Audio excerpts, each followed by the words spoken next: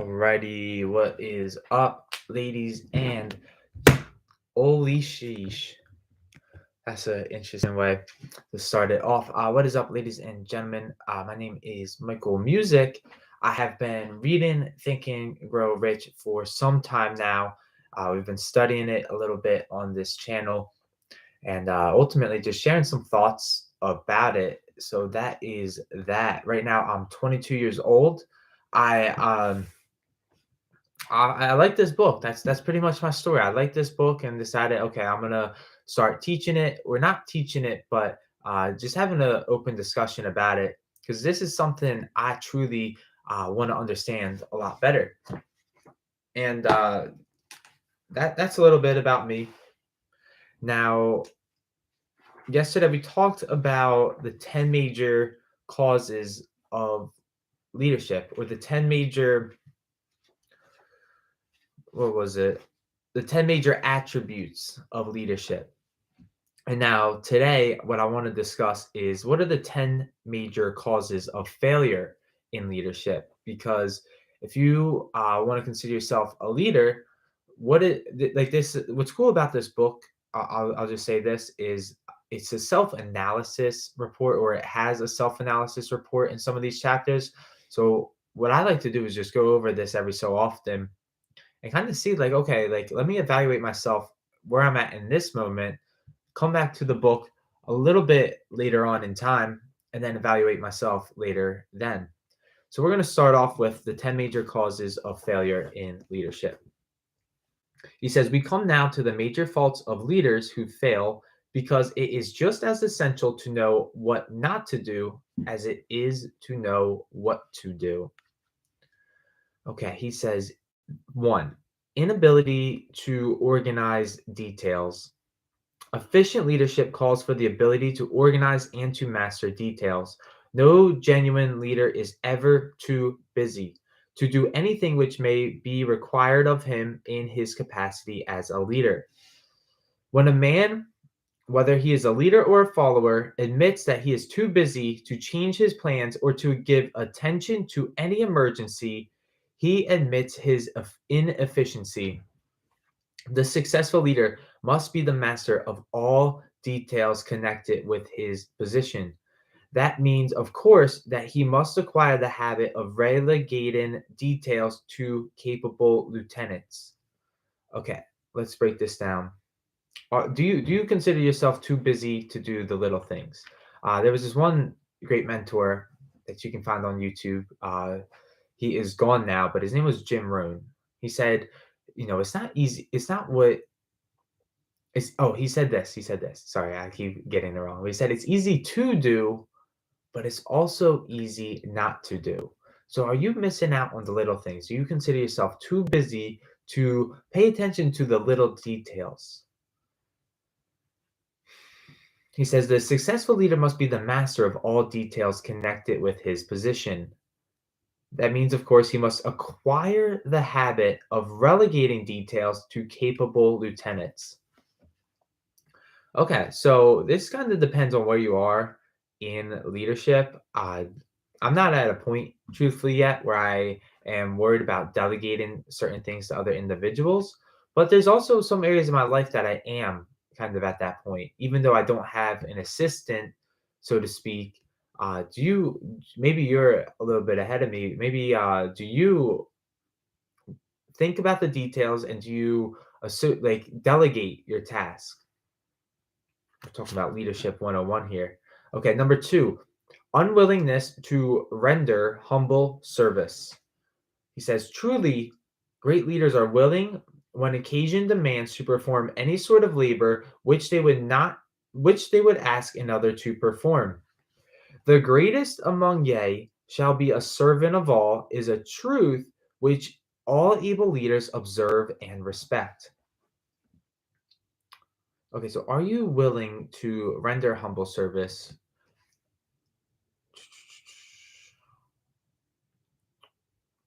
That's pretty much it. So are you willing to serve? Is the question. All right, three, expectation of pay for what they know instead of what they do with that which they know. He says the world does not pay men for that which they know, it pays them for what they do or induce others to do. Okay, this is brought up a lot for the college education people who, they think they got this great education, right? They think their degree is like, okay, I got this degree, and on Google, it says I should be earning, let's say, $70,000 for this degree right out of college, right? And it's not about the fact that you got a degree and you passed the test and you know all these things that you deserve $70,000. But what are you going to do for the company to earn you $70,000, right? Let's say you're like me. You read all the Think and Grow Rich books. You read Science of Getting Rich. You read 100 books. You know a lot of stuff. But what are you doing that's going to make you worth the $100,000 a month in residual income that you think you deserve, right? So it's not about what you know, it's about what you do. And now the question for you is, do you understand the difference between this? And are you able to go back and look into yourself and be like, okay, like I do know a lot, but what am I really doing that's valuable to the marketplace? Number four, fear of competition from followers. Okay, he says the leader who fears that one of his followers may take his position is practically sure to realize that fear sooner or later. The able leader trains under understudies to whom he may delegate. Okay, he says the able leader trains understudies to whom he may delegate at will any of the details of his position. Only in this way may a leader multiply himself and prepare himself to be at many places and give attention to many things at one time. It is an eternal truth that men receive more pay. Okay, so we're gonna get into something interesting. He says it is a eternal truth that men receive more pay for their ability to get others to perform than they could possibly earn by their own efforts. This is very interesting stuff. Okay, so I will fully disclose I am a salesman at the moment. And the question is I can do X amount of activity, I can make X amount of dials every day and book X amount of meetings. But the question is, can I think on a leadership level? Can I induce others? Can I get others to perform these tasks than I could possibly perform with my own efforts alone? So that's very interesting as you learn to step up in a leadership role, and I just find that very intriguing. So what leadership role are you looking to get into, and can you influence others? Let's say you were a leader. Can you act like it now, where you influence others to perform income producing activities? I guess this is, the next level. It comes to it seems like when it comes to leadership. So this is interesting stuff. So what's cool about it is when you do get that level, when you can get others to perform activities, it's interesting to evaluate yourself here. But okay, but the main point that we're trying to get is fear of competition from followers. So do you have people that you are leading that you are nervous about them taking your position, taking your role, taking your rank, whatever it may be? Do you have that fear? Furthermore, Napoleon Hill says an efficient leader may, through his knowledge of his job and the magnetism of his personality, greatly increase the efficiency of others and induce them to render more service and better service than they could render without his aid. Okay, so do you have a magnetic personality to greatly increase the efficiency of others and induce them to render more service and better service without your aid? Remember, there's the law of compensation, and part of that law says it's about your ability to, it's about your need for what you do and your ability to do it. So, do you have the ability to induce others? I keep saying induce others. Do you have the ability to motivate and lead others to do the necessary tasks that they got to get done? I don't know what it is. Remember, this whole book is about figuring out what you truly want and helping you get there. And so we're just talking about leadership because we kind of identified that you can't do this alone. Okay, number 5, moving on.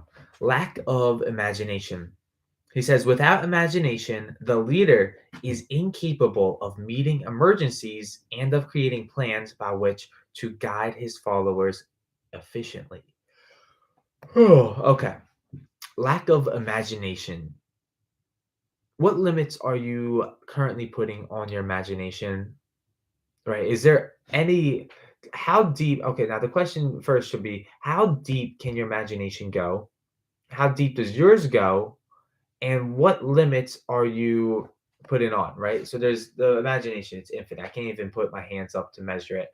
Let's say your imagination is this long, just like for general reference, this little box is yours. What's the gap between your imagination and all the potential that there really is to imagine?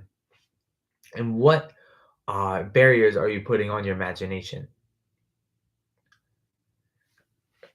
Ooh. Okay, 6.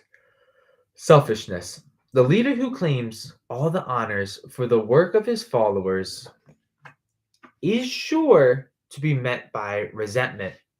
The really great leader claims none of the honors. He is contented to see the honors, when there are any, go to his followers because he knows that most men will work harder for commendation and recognition than they will for money alone. Okay, so are you taking all the credit? Let's say you did lead a group to achieve X or Y.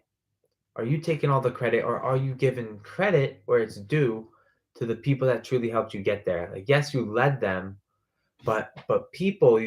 What's cool is that he points out a significant thing. People will work more for recognition and commendation, I think is the word, than they will for money. They'll get started working for money, but what will really drive people is the recognition and recognizing that they're working hard.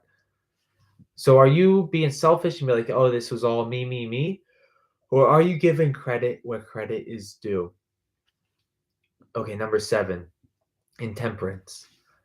Napoleon Hill says, followers do not respect any intemperate leader. Moreover, intemperance in any of its various forms destroys the endurance and the vitality of all who indulge in it.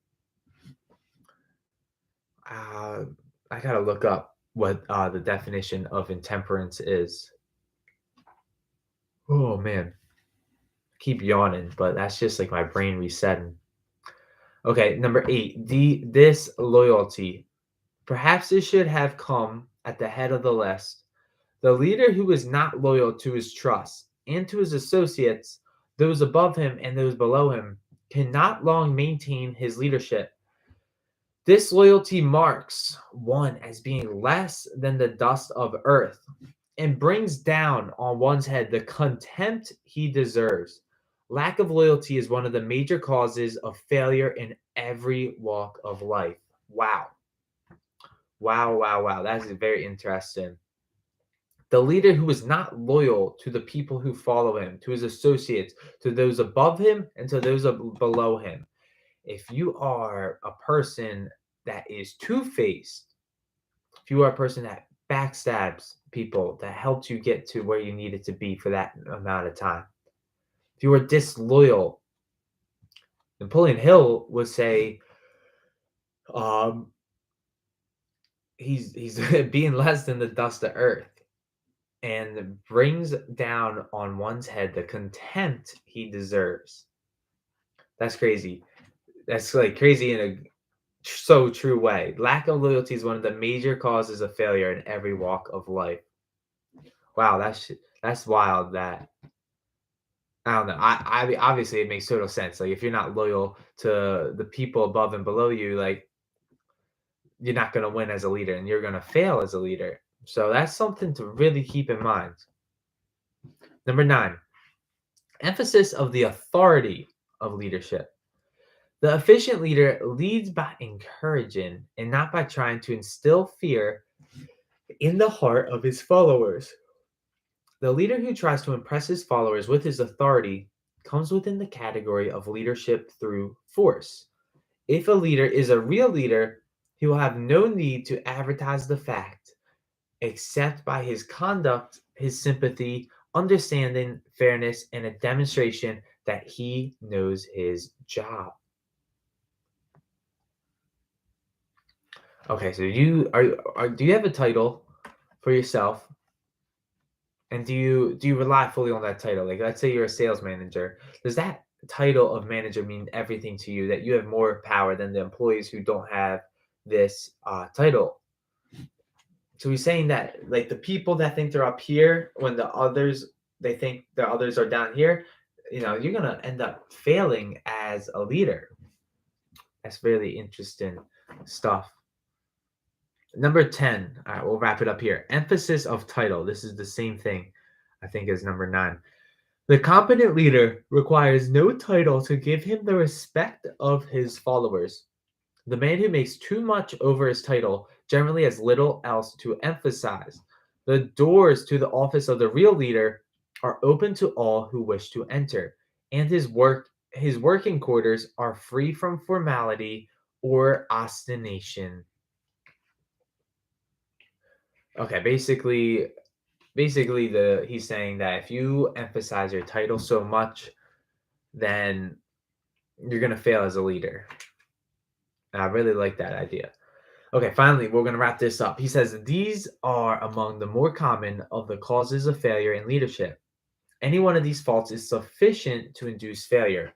Study the list carefully if you aspire to leadership, and make sure that you are free of these faults. All right, so I just threw at you 10 major causes of failure in leadership. That's what we're going to leave this episode as. Not going to read any more. I want to ask you, what did you learn? What did you like? What was some of the failures in there that you did not realize you actually were experiencing and lacking in this quality or this department? My favorite was disloyalty for sure. That hit home with me. It was like, am I being loyal to the people that really stuck out for me, that had my backs, and am I loyal to them? Am I like a ride or die for all of them actually? Uh, what else? Finally, expectation of pay for what you know instead of what you do with that which you know. If you think that you are super smart, that you are college educated, that you have maybe a badass degree, and you think that you deserve to get compensated because you know all this stuff, uh, burn that thought. That is wrong, is what he's saying. He's saying that you don't get paid for what you know, you get paid for what you do with that which you know. Very interesting. Oh man, I got the yawns. Okay, we're gonna wrap this up there. So, furthermore, tomorrow's Thursday. Oh, yes, we're gonna go through a self-analysis questionnaire, and that is how we're gonna wrap up organized planning. I don't want to spend time just reading through this chapter. It's 63 pages, I think, and it's a lot.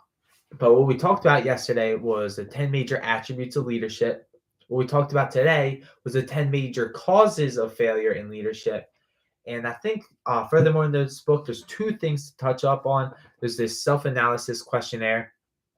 Definitely going to go through that because last time I read through it, I was at a different stage in my life. Now it's interesting, like, okay, can we go through it again and see any improvements on this self-questionnaire analysis thingy? And furthermore, we're going to talk about the 30 major causes of failure, just in general. So this is going to be really good stuff.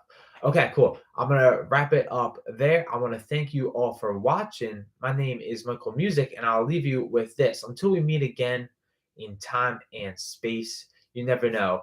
I may be long gone by the time you watch this video, but Hey, it doesn't matter. You're gonna watch it when you watch it, and we're gonna connect then. So I will see you then, my friend. And until then, bye for now.